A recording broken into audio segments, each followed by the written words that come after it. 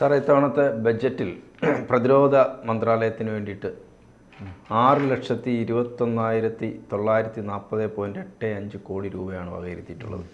പലരുടെ ഒരു സംശയമാണ്, ഇത്രയും ഭീമമായ തുക എന്തിനാണ് പ്രതിരോധത്തിനായിട്ട് വകയിരുത്തേണ്ട ആവശ്യമുണ്ടോ എന്ന് ഇത് കണ്ടപ്പോൾ പലരും ചോദിച്ചു തുടങ്ങിയിട്ടുണ്ട്. അതായത് കഴിഞ്ഞ തവണത്തേക്കാൾ 1,00,000 കോടി രൂപ അധികമായിട്ടാണ് ഇത്തവണ വകയിരുത്തിയിട്ടുള്ളത്.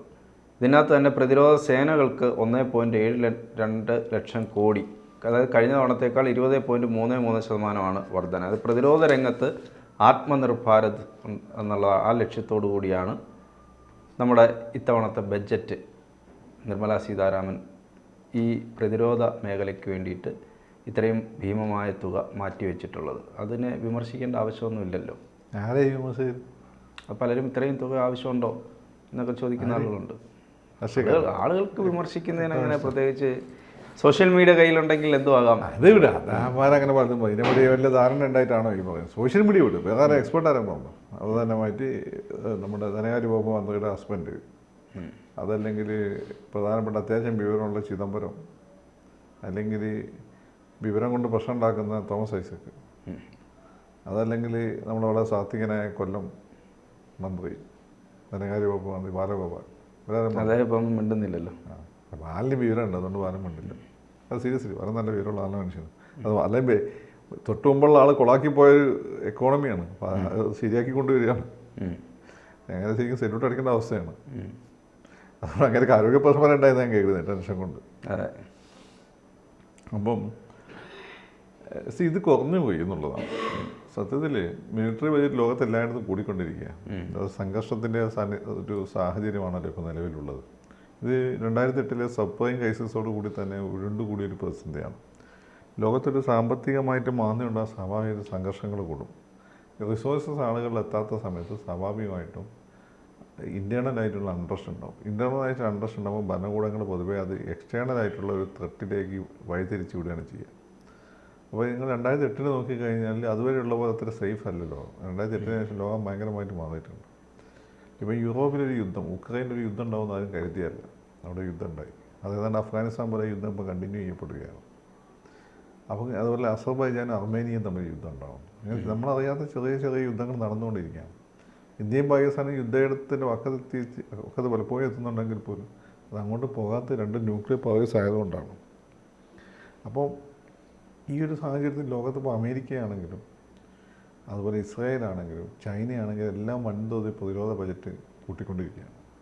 അതിൽ ചൈന പ്രതിരോധ ബജറ്റ് കൂടുമ്പോൾ അത് നമ്മളെ ബാധിക്കുന്നൊരു വിഷയം കൂടിയാണ്. കാരണം നമുക്ക് ഒരേ സമയം 2 വാർ തിയേറ്ററാണുള്ളത്. ഒന്ന് നമ്മുടെ പടിഞ്ഞാറൻ ഭാഗത്ത് പാകിസ്ഥാനുമായിട്ടും, ഒന്ന് നമ്മുടെ കിഴക്കൻ ഭാഗത്ത് വടക്കൻ ഭാഗത്ത് ചൈനയുമായിട്ടും. 2 വാർ തിയേറ്റർ ഒരേ സമയം കൊണ്ടുപോകേണ്ടി വരുന്ന അപൂർവം ചില രാജ്യങ്ങളൊന്നാണ് നമ്മുടെ രാജ്യം. അപ്പോൾ അതിൽ ഈ 2 ശക്തികളും ആണവായുധ ശക്തികളാണ്. അപ്പോൾ ഇങ്ങനൊരു പ്രശ്നം റഷ്യ പോലും നേരിടുന്നില്ല. കാരണം Ukraine is not a nuclear power, but our enemies, our strong enemies and our impending danger or attack is from atomic powers. 2 രാജ്യങ്ങളും 2 വർഷം. This is a issue that we are facing. America is not facing that issue. അതെ, ശരിയാണ്. അവരുടെ ശത്രുക്കൾ അങ്ങനെയല്ല. അപ്പം ഇങ്ങനെ ഒരു അബ്നോർമലായിട്ടുള്ള സാഹചര്യത്തിൽ ലോകത്തുള്ള പ്രധാനപ്പെട്ട രാജ്യങ്ങളെല്ലാം തന്നെ അവരുടെ പ്രതിരോധ ബജറ്റ് കൂടുമ്പോൾ ഇന്ത്യ കൂട്ടാതിരിക്കണം എന്ന് പറയുന്നത് എന്ത് സാങ്കത്യമാണുള്ളത്. അങ്ങനെ നിങ്ങൾ പറയുന്നുണ്ടെങ്കിൽ നിങ്ങൾ ദേശീയ സുരക്ഷയുടെ കാര്യത്തിൽ കൺസേൺഡ് അല്ല. അല്ലെങ്കിൽ നിങ്ങൾക്ക് ഇന്നത്തെ ലോകത്ത് നടക്കുന്ന കാര്യങ്ങളെ പറ്റി ധാരണയില്ല. I am not talking about the people who are using social media. I am talking about the experts അങ്ങനെ പറയണമെങ്കിൽ നിങ്ങൾക്ക് ഈ ലോകത്ത് നടക്കുന്ന കാര്യങ്ങളെ പറ്റി ധാരണയില്ല. അല്ലെങ്കിൽ നിങ്ങളുടെ ദേശീയ ബോധത്തിന് കാര്യമായിട്ട് എന്തോ പ്രശ്നമുണ്ട് എന്ന് തന്നെയാണ് അതിൻ്റെ. ഇതാണ് ഇപ്പോഴത്തെ സിനാരിയോ. അപ്പം ഇന്ത്യയെ സംബന്ധിച്ചിടത്തോളം നമ്മളിപ്പം സെൽഫ് സഫിഷ്യൻ്റ് ആയിട്ടുള്ള ഒരു വ്യാവസായിക രംഗം എന്നുള്ളത് നെഹ്റുവിൻ്റെ കാലത്ത് തന്നെ നമ്മുടെ എനിക്ക് 2ാമത്തെ പഞ്ചവത്സര പദ്ധതി തൊട്ട് തന്നെ നമ്മുടെ സ്വപ്നമാണ്. 3ാമത്തെ പഞ്ചവത്സര പദ്ധതി തൊട്ട് സെൽഫ് റിലയൻസ് ആയിരുന്നു. പക്ഷെ അന്ന് ചൈനീസ് യുദ്ധമൊക്കെ വന്നതോടുകൂടി നമുക്കത് മെറ്റീരിയലൈസ് ചെയ്യാൻ പറ്റിയില്ല. അപ്പം അതിനുശേഷം അത് വളരെ പതുക്കെയാണ് ആ ഒരു ആഗ്രഹം മെറ്റീരിയലൈസ് ചെയ്യുന്ന ഒരു പാതയിലൂടെ വളരെ പതുക്കെയാണ് നമ്മൾ പോയിക്കൊണ്ടിരുന്നത്. ഗ്ലോബലൈസേഷനാണ് ശേഷമാണ് അതിൻ്റെ സ്പീഡ് വന്നിട്ടുള്ളത്. ഇന്നിപ്പോൾ നമ്മൾ ആംസ് പല രാജ്യങ്ങളിലേക്ക് എക്സ്പോർട്ട് ചെയ്യുന്ന രാജ്യങ്ങളാണ്. നമ്മളിപ്പോൾ അർമേനിയക്ക് ആയുധം കൊടുത്തു, പല രാജ്യങ്ങളിൽ നിന്നും നമ്മുടെ തേജസ് 3.5 ജനറേഷൻ എന്താണ് ഫൈറ്റർ ജെറ്റിന് ഓർഡറുണ്ട്. അങ്ങനെ ഇസ്രായേലിന് നമ്മൾ അത്യന്താധുനികമായ ക്ലസ്റ്റർ ബോംബുകളും മൈനുകളും എല്ലാം കൊടുക്കുന്നുണ്ട്. അപ്പോൾ നമ്മളൊരു എക്സ്പോർട്ടിങ് ബ്രഹ്മോസ് ലോകത്തിന് ഏറ്റവും കൂടുതൽ സ്പീഡുള്ള ഈ പറയുന്ന എന്താണ് ക്രൂയിസ് മിസൈലുകളൊന്നാണ് ബ്രഹ്മോസ്. അപ്പോൾ ബ്രഹ്മോസ് ഇൻ്റർനാഷണൽ വലിയ ഓർഡറുണ്ട്. ഇതൊക്കെ നമ്മൾ ഫുൾഫിൽ ചെയ്തുകൊണ്ടിരിക്കുകയാണ്. അപ്പം അതെന്തുകൊണ്ടാണെന്ന് വെച്ചാൽ നമ്മൾ ഈ സ്വയം പര്യാപ്തത ഈ രംഗത്ത് കൈവരിക്കാൻ ശ്രമിക്കുന്നുണ്ട്. മോഡിയുടെ അണ്ടറിൽ അത് വലിയ സ്പീഡിലാണ് പോയിക്കൊണ്ടിരിക്കുന്നത്. അപ്പോൾ ആളുകൾ ഈ ധ്രുവകാട്ടിനെ പോലുള്ള ആളുകളൊക്കെ പറയുന്നത് വെച്ചാൽ ചില കണക്ക് അവിടെ നിന്ന് ഇവിടുന്ന് എടുത്തിട്ട് അവർ പറയുന്നത് വെച്ചാൽ എന്നാൽ ഈ പറയുന്നത് പോലെ എന്താണ് ഈ സെൽഫ് സഫിഷ്യൻസിയോ അല്ലെങ്കിൽ മേക്ക് ഇൻ ഇന്ത്യ ആ രീതി വിജയമല്ല. ഇതൊന്നും ഒരു ദിവസം കൊണ്ട് പെട്ടെന്ന് വിജയമായി റിസൾട്ട് കൊണ്ടുവരുന്ന പ്രൊജക്റ്റ് അല്ല. ഹിരാക്കുഡിൽ അണക്കെട്ടുണ്ടാക്കിയ ആളുകൾ തന്നെ പറഞ്ഞു നെഹ്റു എന്താ ഭ്രാന്താണെന്ന് വെച്ചിട്ടുണ്ട്. അത് ഇയാൾ വലിയ അണക്കെട്ട്, ആ അണക്കെട്ടിൻ്റെ ഒരു ഹൈവേ എന്നുണ്ടാക്കി അതിൻ്റെ ഗുണം നിങ്ങൾ പെട്ടെന്നല്ല കിട്ടുക. It takes time. അന്ന് നെഹ്റു നടത്തിയിട്ടുള്ള ആ റിഫോംസിൻ്റെ ഗുണമാണ്, അല്ലെങ്കിൽ ആ ഒരു ഇൻഫ്രാസ്ട്രക്ചർ കൺസ്ട്രക്ഷൻ്റെ ഗുണമാണ് ഇന്നിപ്പോൾ നമ്മൾ നടത്തുന്ന അഗ്രികൾച്ചർ റെവല്യൂഷൻ. ഫുഡിൻ്റെ കാര്യത്തിൽ നമ്മൾ സെൽഫ് സഫിഷ്യൻ്റാണ്. ഇതൊക്കെ നമ്മൾ മനസ്സിലാക്കണം. അല്ല പവറിൻ്റെ കാര്യത്തിൽ വലിയൊരു ക്രൈസിസിലേക്ക് നമ്മുടെ രാജ്യം പോയിട്ടില്ല. ഇതൊക്കെ ഒരു ഘടകമാണ്. അതുപോലെ പെട്ടെന്നല്ല ഇതിൻ്റെ റിസൾട്ട്. നമ്മൾ സ്വദേശിവൽക്കരണം ഒരു ദിവസം കൊണ്ട് നടക്കുന്ന കാര്യമല്ല.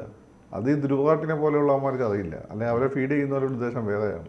എന്നിട്ട് അതെടുത്തുകൊണ്ട് ഇവിടെ ചില ആൻറ്റിമാർ ധ്രുവകാട്ടി വന്നിരിക്കുന്നത് ഇതാണ് ശരി. എന്തൊന്നും ശരി? ഇതൊരു ദിവസം കൊണ്ട് നടക്കുന്ന കാര്യമില്ല. ചായക്കട ഉണ്ടാക്കി ലാഭം ഉണ്ടാക്കുന്ന പരിപാടിയല്ല.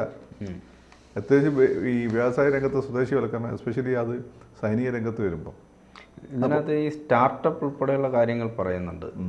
സാർ ഇത് പറഞ്ഞുകൊണ്ടാണ് ഞാൻ പറഞ്ഞത്, പുതിയ ഈ ബഡ്ജറ്റിനകത്ത് ഇത്രയും തുകയ്ക്കകത്ത് സ്റ്റാർട്ടപ്പ് പദ്ധതികൾ ഉൾപ്പെടെ, അതായത് തൊഴിലവസരങ്ങളും കൂടെ കിട്ടുന്ന തരത്തിലുള്ള ഒരു ബഡ്ജറ്റാണ് പ്രതിരോധ. അല്ല, തൊഴിലവസരം കിട്ടുമല്ലോ. സ്വാഭാവികമായിട്ട് വൻതോതി സ്വദേശിവൽക്കരണത്തിലേക്ക് നമ്മൾ പോകുമ്പം, അല്ലെങ്കിൽ വൻതോതി വ്യവസായവൽക്കരണത്തിൽ നമ്മൾ പോകുമ്പോൾ നമുക്ക് വലിയ തൊഴിലവസരങ്ങൾ ഇവിടെ സൃഷ്ടിക്കപ്പെടും. അത് സ്വാഭാവികമാണ്. അല്ലാതെ നേരിട്ട് പട്ടാളക്കാർ നേരെ കൊണ്ടുവച്ച് വീങ്ങിത്തുന്നതല്ല.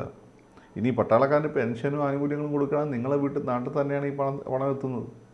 ഈ പെൻഷൻ കിട്ടിയില്ല നിങ്ങളുടെ നാട്ടിലാണ് ബാധിക്കാൻ പോകുന്നത്. നിങ്ങൾക്ക് ഇവിടെ നിന്ന് ഈ കമ്മിറ്റി ചെയ്യാൻ പറ്റുന്നത് എന്തുകൊണ്ടാണ്? അതിർത്തിയിൽ ഈ പട്ടാളക്കാരൻ ഉള്ളതുകൊണ്ടാണ്. നമ്മുടെ രാജ്യം നല്ലൊരു സൈനിക ശക്തി ആയതുകൊണ്ടാണ്. നമ്മുടെ രാജ്യത്തിൻ്റെ ഏറ്റവും വലിയ പ്രശ്നം എന്താണ്? ഏറ്റവും കൂടുതൽ വിഭവങ്ങളുള്ള, ഏറ്റവും വലിയ ബൗണ്ടറീസ് ഉള്ള രാജ്യമാണ് നമ്മൾ. നമ്മുടെ രാജ്യത്ത് അതുകൊണ്ട് തന്നെ ശക്തമായ സൈന്യം ഇല്ലെങ്കിൽ നമ്മൾ അറ്റാക്ക് ചെയ്ത് കീഴ്പ്പെടുത്താൻ വളരെ എളുപ്പമാണ്. ശക്തമായ സൈന്യവും പരസ്പരം രാജ്യത്തിനുള്ള ഐക്യവും നമുക്ക് വളരെ ഇമ്പോർട്ടൻ്റ് ആണ്. എന്ന് ഇത് ദുർബലമായ അന്നൊക്കെ നമ്മൾ കീഴടക്കപ്പെട്ടിട്ടുണ്ട്. നമ്മുടെ സ്വത്തെല്ലാം അടിച്ചു മാറ്റി. ബ്രിട്ടീഷുകാർ 300 ട്രില്യനാണ് ഇന്ത്യയിൽ നിന്ന് അടിച്ചുകൊണ്ടുപോയത് 200 വർഷം കൊണ്ട്. 300 ട്രില്യൺ. ഇപ്പോൾ നോക്കണം, അമേരിക്കയിലെ ഓരോ വർഷത്തെ GDP എന്നാൽ 36 ട്രില്യനേ വരുന്നുള്ളൂ. ചൈന ഏതാണ്ട് 16 ട്രില്യനാണ്. നമ്മളിപ്പോഴും 3 ട്രില്യൻ തോന്നുന്നു നമ്മുടെ ഇക്കോണമി. അപ്പം 300 ട്രില്യൺ ഡോളർ വിലയുള്ള പിന്നെ വിഭവങ്ങളാണ് നമ്മുടെ രാജ്യത്ത് നിന്ന് ബ്രിട്ടീഷുകാർ അടിച്ചു മാറ്റിക്കൊണ്ടുവരുന്നത്. ഗുഹാമനുഷ്യനായിരുന്ന ബ്രിട്ടീഷുകാർ അങ്ങനെയാണ് ലോകത്ത് വലിയ ശക്തിയായി മാറിയത്. അവൻ്റെ പിന്തലമുറക്കാരാണ് അമേരിക്കക്കാർ. നമ്മൾ എന്തുകൊണ്ട് നമ്മുടെ സ്വത്ത് നമുക്ക് നഷ്ടപ്പെട്ടു? പണ്ടൊക്കെ സ്വർണ്ണം ഇന്ത്യയിലേക്ക് ഒഴുകുകയായിരുന്നു. കാരണം നമ്മളെ സ്പൈസസ് ഉണ്ട്, ഇഷ്ടംപോലെ നാച്ചുറൽ പ്രൊഡ്യൂസ് ഉണ്ട്. എന്തുകൊണ്ട് നമുക്ക് തന്നെ നഷ്ടം? നമ്മുടെ ഇടയിൽ ഐക്യം ഉണ്ടായിരുന്നില്ല. ബ്രിട്ടീഷുകാർക്കെതിരെയുള്ള ഫൈറ്റിന് ഗുണം നമ്മുടെ ഇടയിൽ ഐക്യമുണ്ടായി. പിന്നെ കോൺഗ്രസും RSSനും ഒക്കെ നമ്മളുടെ ഐക്യം ഉണ്ടാക്കാൻ ശ്രമിച്ചു. അത് ഏറ്റവും നല്ല രീതിയിൽ കോൺഗ്രസിനെ സംബന്ധിച്ചിടത്തോളം കോൺഗ്രസിന് ഒരുപാട് എൻ്റെ ലിബറലിസത്തിൻ്റെ ബലഹീനത. RSSന് അതില്ല. അവൻ ഈ നാടിൻ്റെ ഇവിടെ തന്നെ ഉണ്ടായി വന്നിട്ടുള്ള അവരറിയാം ഇനി ഈ നാട്ടിൽ ഐക്യം ഉണ്ടായില്ല എന്ത് സംഭവിക്കും. ഹിന്ദുമതം ഇല്ലാതോ ഈ രാജ്യം ഇല്ലാതോ. കാരണം ഒരുപാട് ഉപദേശീയതകളുള്ളതാണ്. അപ്പം അങ്ങനെയാണ് ഈ രാജ്യം മുന്നോട്ട് പോകുന്നത്. അപ്പോൾ നമുക്ക് ഈ ഡിഫൻസ് രംഗത്ത് സ്വാഭാവികം ഇനിയിപ്പോൾ ലോക രാജ്യങ്ങളൊന്നും തന്നെ ഡിഫൻസിന് അവരുടെ അലൊക്കേഷൻസ് കൂട്ടിയില്ലെങ്കിൽ നമ്മൾ കൂട്ടണം. കാരണം അവർ പലരും ചൈന ഓൾറെഡി അമേരിക്ക എന്നൊക്കെ കോപ്പി നിയമങ്ങൾ ഒക്കെ മറികടന്നുകൊണ്ടും പൈറസി നടത്തി കോപ്പി അടിച്ച അവന്മാർ ടെക്നോളജീസ് ഉണ്ടാക്കിയിട്ടുണ്ട്. റഷ്യയുടെ കയ്യിലുണ്ട്, അമേരിക്കയുടെ കയ്യിലുണ്ട്. നമ്മളെ കയ്യിൽ ഇല്ല. അത് നമുക്ക് ഡെവലപ്പ് ചെയ്യണ കാശ് വേണം. ഇപ്പോൾ ഈ ഓരോരുത്തരെ ഈ കുട്ടികളൊക്കെ ഇരുന്ന് സ്വസ്ഥമായിട്ട് ഗഗൻചാനും മറ്റേ അതൊക്കെ ഉപയോഗിച്ചല്ലേ പഠിക്കുന്നത്. അതിനുള്ള സാഹചര്യം എന്തുണ്ടാണ്? കോൺഗ്രസ്സുകാരുടെ സമയത്ത് ഈ പറയുന്ന റോക്കറ്റ് ടെക്നോളജി ഡെവലപ്പ് ചെയ്തു. നമ്മളെ സ്വന്തം സാറ്റലൈറ്റുകൾ ആകാശത്തേക്ക് വിട്ടു. അല്ല നമ്മൾ ഫ്രാൻസിനെ, അമേരിക്കനെ, റഷ്യനെ ഡിപ്പെൻഡ് ചെയ്യേണ്ടിയിരുന്നു. ഭയങ്കര പൈസ കൊടുക്കണം. അതിൻ്റെ 10-1 പൈസ കൊണ്ട് നമുക്ക് ചെയ്യാൻ പറ്റും. അതുകൊണ്ടാണ് നമുക്ക് ആ രീതി ഡെവലപ്പ് ചെയ്യാൻ പറ്റിയത്. അന്നും പല കോന്തമാരും പറഞ്ഞിട്ടുണ്ട് കോൺഗ്രസ്സുകാർ സ്വത്ത് എന്തിനാണ് ഈ ആകാശത്തേക്ക് സാധനം വിട്ടുന്നത്. പറയുന്നില്ല എന്ന് പറയാറുണ്ട്. അതുപോലെ തന്നെയാണ് ഇപ്പോഴും പറയുന്നത്. മോഡിയോ മൻമോഹൻ സിംഗോ എന്നുള്ളതല്ല, രാജ്യത്തിന് അതിന് ഗുണമുണ്ടാവണം, രാജ്യം നിലനിൽക്കണം, അതിർത്തികൾ ഭദ്രമായിരിക്കണം, പുതിയ ടെക്നോളജി ഡെവലപ്പ് ചെയ്യണം. ഇപ്പോൾ ഇൻ്റർനെറ്റ് ഉൾപ്പെടെയുള്ള മിലിറ്ററി ടെക്നോളജിയാണ്. ഇൻ്റർനെറ്റ് എങ്ങനെ ഉണ്ടായത്? ശീതയുദ്ധ സമയത്ത് സോവിയറ്റ് റഷ്യക്കെതിരെ ഫൈറ്റ് ചെയ്യാൻ വേണ്ടി അമേരിക്ക ഡെവലപ്പ് ചെയ്താൽ ഇന്ന് ഏറ്റവും കൂടുതൽ ഉപയോഗിക്കുന്ന സൈന്യമല്ല, ജനങ്ങളാണ്. അതുപോലെയാണ് മിലിറ്ററി ടെക്നോളജി. അപ്പോൾ നിങ്ങൾക്ക് ഒന്ന് രാജ്യസ്നേഹം ഉണ്ടാവണം, ഒന്ന് ലോകത്ത് നടക്കുന്ന കാര്യങ്ങളെ പറ്റി വിവരം ഉണ്ടാകണം, ഒന്ന് ടെക്നോളജിക്ക് നോഹൗ ഉണ്ടാവണം. എങ്കിലേ നിങ്ങൾക്കിത് മനസ്സിലാവും. മൂന്നും ഇല്ലെങ്കിലേ നിങ്ങൾ എന്തെങ്കിലും പറയുന്നത് നമ്മൾ മറുപടി പറയേണ്ട ആവശ്യം, നമ്മൾ കൺസേൺ ചെയ്യേണ്ട ആവശ്യമില്ല. കാരണം വേറെ ഒരു രാജ്യം ഈ രാജ്യത്ത് ആക്രമിച്ച് എങ്ങനെയുള്ള ആളുകൾ ഒന്നുകിൽ ആ രാജ്യത്തെ കൂടെ നമ്മളെ ആളുകളെ കശാപ്പിക്കും, അതല്ലെങ്കിൽ അവരെന്ത് ചെയ്യുക അറിയോ, അവർ വേറെ രാജ്യത്ത് അഭയം ഭാവിക്കും. അപ്പോൾ ഈ പറയുന്നത് ഫേസ്ബുക്കിലൊക്കെ വന്ന് ഈ കാര്യം പറയാതെ പത്രക്കാർ വളച്ചൊടിച്ച് കൊടുക്കുന്ന എന്തെങ്കിലുമൊക്കെ എടുത്തുകൊണ്ട് ഇതിനൊക്കെ കമൻറ്റ് ചെയ്യുന്നവരുണ്ടല്ലോ, അവർ അക്രമം ഒന്ന് കേട്ടാൽ അന്നപ്പോൾ ഇപ്പം പറയും മോഡിജി ഒന്ന് പറയും ഞങ്ങൾ പോയി അടിച്ചേക്കാം, അല്ലെങ്കിൽ മോഡി മാറി നിൽക്കൂ ഞങ്ങളടിക്കും എന്നൊക്കെ പറയുന്നവന്മാരുണ്ടല്ലോ. ഈ രണ്ടു കൂട്ടരുണ്ടല്ലോ. ഇവന്മാർ എത്ര എണ്ണം ഉണ്ടാവും ഇവിടെ? ഒരു സൈന്യത്തെ കണ്ടിട്ടുണ്ടോ? എന്തായാലും നമുക്ക് ഈ മോദി അല്ലെങ്കിൽ മോദി ഗവൺമെൻറ് നമ്മുടെ രാജ്യസുരക്ഷയ്ക്ക് കൊടുക്കുന്ന ഒരു പ്രാധാന്യം അത്രമാത്രം ഉണ്ടെന്നുള്ളതാണ് ഈ ബജറ്റിൽ. അത് ബി ജെ പിക്ക് അക്കാര്യത്തിൽ കോംപ്രമൈസ് ചെയ്യില്ല. അവർ വേറെ പലതൊക്കെ കോംപ്രമൈസ് ചെയ്യും.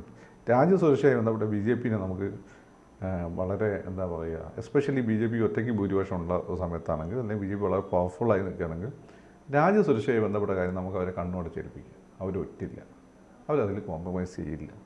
അവർ ഇന്ദിരാഗാന്ധിയും ഒക്കെ ആയിട്ട് അവർക്ക് ഒരുപാട് പ്രശ്നങ്ങളുണ്ടായിരുന്നു. പക്ഷേ രാജ്യസുരക്ഷയുടെ പ്രശ്നം ബംഗ്ലാദേശ് വാറോ ചൈനീസ് വാറോ എന്നപ്പോൾ അവർ ഔട്ടായിട്ട് അവർ കൂടെ വന്നിട്ടുണ്ട്. കാരണം ഇവിടുത്തെ അവർ റെപ്രസെൻറ്റ് ചെയ്യുന്ന ഒരു ഘടകമുണ്ട്, അവരെ നല്ലൊരു പങ്കും അവരെ അനുയായികളും അവരെ സപ്പോർട്ട് ചെയ്ത് ഹിന്ദുക്കളാണ്. ഹിന്ദുക്കൾക്ക് ലോകത്തേക്ക് പോകാൻ മറ്റൊരു രാജ്യമില്ല. ഹിന്ദുക്കൾക്ക് ആരെയും ആക്രമിച്ച് കീഴടക്കണമെന്നില്ല. അവരുടെ നാട്, നമ്മുടെ നാട് സെൽഫ് സഫിഷ്യൻ്റാണ്.